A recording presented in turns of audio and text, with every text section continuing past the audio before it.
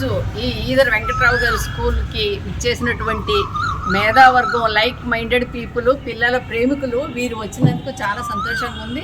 నేను ఇది ఎందుకు చేశానంటే, నేను ఒకప్పుడు ఈ ఓల్డ్ స్టూడెంట్ని ఈ స్కూల్లో 60 ఏళ్ల క్రితం చదివానండి, 6th 7th. దీని మీద ప్రత్యేకమైన అభిమానం, ఆ స్కూల్ని బాగు చేయాలనే తపనతో 3 ఏళ్ల నుంచి ఈ స్కూల్కి రావడం, కెరీర్ గైడెన్స్ ఇవ్వడం జరుగుతుంది. అందులో భాగంగా రాజశ్రీ మేడం నాకు లాస్ట్ ఇయర్ కనిపించారు. ఆవిడ చూసే తపన, ఆవిడ విద్యావంతురాలు, చక్కటి తపన, అంకిత భావం నాకు చాలా నచ్చింది. అలా అంకిత భావంతో పనిచేసే వాళ్ళంటే ఎంకరేజ్ చేయాలనేది నా కోరిక. మేమంతా ఏజ్డ్ అయిపోయి వెళ్ళిపోతున్నాం. వెళ్ళే ముందు ఏదో ఒక సందేశాన్ని వీళ్ళకి అప్పచెప్పాలి. ఈ సమాజం మనకి ఎన్నో ఇచ్చింది, తిరిగి ఎంతో కొంత ఇవ్వాలి. పిల్లలు విద్యావంతులు చేయాలి. ప్రపంచాన్ని మార్చే శక్తి ఒక్క విద్యకు మాత్రమే ఉంది. వాళ్ళు విద్యావంతులు అవ్వాలని పిల్లలతో మమేకం అవుతూ వాళ్ళ ఆటపాటల్లో కానీ ఇట్లా కానీ కెరీర్ కానీ చెప్తూ ఉండేదాన్ని. ఒకరోజు నాకు ఒక ఐడియా వచ్చి, ఈ సమ్మర్ క్యాంప్ కూడా పెడదాం, ఇది భవిష్యత్తు బాగుండాలి. అంతకుముందు నేను వచ్చినప్పుడు ఈ నేమ్ బోర్డులు కానీ వీళ్ళు ఏమీ లేవు. వీళ్ళు ఎంతో కిచెన్ గార్డెనే కానీ నేమ్ బోర్డులు పెట్టించి, నిన్న గౌరవ శాసనసభ్యులు ఎమ్మెల్యే గారు కూడా వచ్చి కొత్త పిల్లల్ని జాయిన్ చేయడం కోసం ఒక ర్యాలీ పెట్టడం జరిగింది. వీళ్ళు దాంట్లో కూడా ఓల్డ్ స్టూడెంట్స్ రాధాకృష్ణ కుమారి గారు, నేను పాల్గొన్నాం. చాలా ఆనందంగా, గర్వంగా కూడా ఉందండి.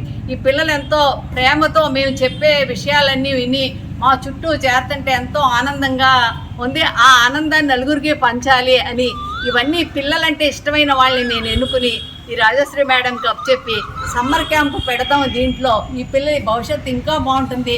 దీన్ని తీసుకుని ప్రభుత్వ పాఠశాలలో మాబడిన అందరూ ప్రభుత్వ పాఠశాలలో చేరాలి.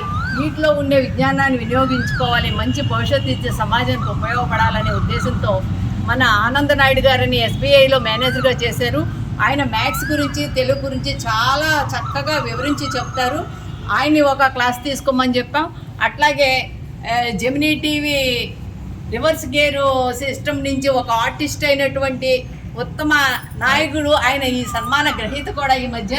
ఆయన వీటి గురించి మంచి మంచి పాటల ద్వారా పిల్లల్ని ఉత్తేజపరిచి ఆ అర్థంతో వాళ్ళు భావి భవిష్యత్తులో బాగుండాలని చెప్పేసి వాళ్ళకి వివరించడం నిమిత్తం ఆయన్ని తీసుకున్నాం. ఈయన శ్రీనివాస్ గారండి.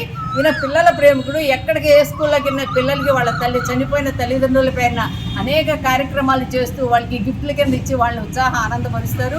అదేవిధంగా పండరీనాథ్ గారు, ఆయన లాస్ట్ టైమే ఇక్కడ ఒక బాబు చదువుకుంటూ ఉండగా డబ్బులు లేని పేద విద్యార్థి అవుతుంటే ఆర్టిస్ట్గా పెయింటింగ్ అది బాగా వేస్తున్నాడండి, కాకపోతే బుక్స్ లేవని చెప్పడం జరిగింది మేడం, రాజశ్రీ మేడం.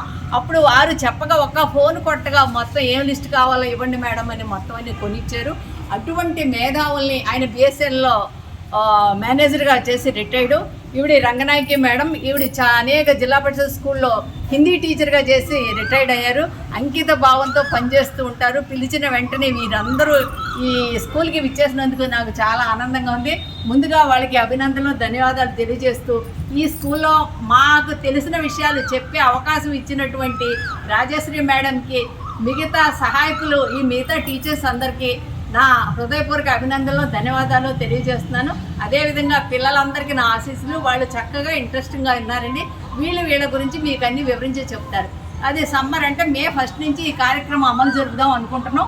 మీరందరూ సహకరించండి. ఇలాగే ప్రభుత్వ పాఠశాలలో పిల్లల్ని చేర్చే విధంలో టీచర్స్ ఎక్కువ కష్టపడినట్టయితే తప్పకుండా మన ప్రభుత్వం వారు చేపట్టిన కార్యక్రమాలు విజయవంతం అవుతాయి. మన దేశం బాగుంటుందని నా ఉద్దేశం. Thank you very much.